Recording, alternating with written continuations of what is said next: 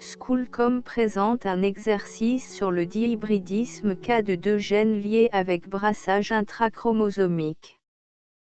Afin d'étudier le mode de la transmission de deux caractères héréditaires chez la drosophile, on réalise les deux croisements suivants.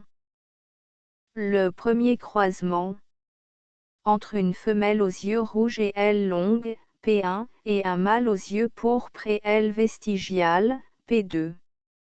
La première génération obtenue est constituée uniquement d'individus avec des yeux rouges et des ailes longues.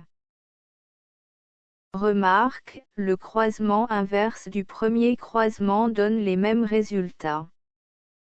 Le deuxième croisement entre un mâle aux yeux pourpres et ailes vestigiales et une femelle de F1. La génération F2 obtenue compte 390 drosophiles aux yeux rouges et ailes longues. 380 drosophiles aux yeux pourpres et ailes vestigiales. 120 drosophiles aux yeux rouges et ailes vestigiales. 110 drosophiles aux yeux pourpres et ailes longues. Utilisez les symboles R majuscule ou R minuscule pour le caractère couleur des yeux. D majuscule ou D minuscule pour le caractère forme des ailes. En exploitant les résultats des deux croisements, déterminez le mode de transmission des deux caractères héréditaires étudiés. Exploitation des résultats du premier croisement. Il s'agit du dihybridisme, car il y a transmission de deux caractères héréditaires. Les individus de F1 ressemblent à l'un des parents.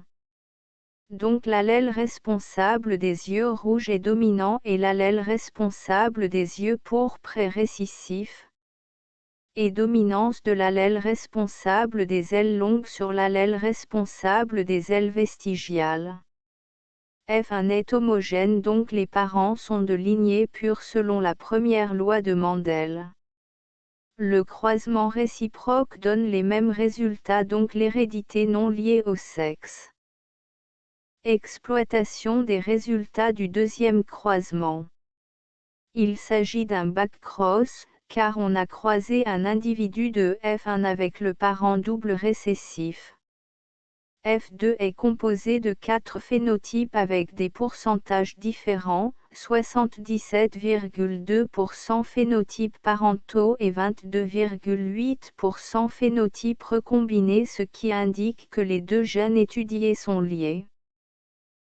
Donnez l'interprétation chromosomique du deuxième croisement en se basant sur l'échiquier de croisement. On croise un mâle aux yeux pourpres et ailes vestigiales et une femelle de F1. Le mâle est homozygote, donc il produit un seul type de gamète.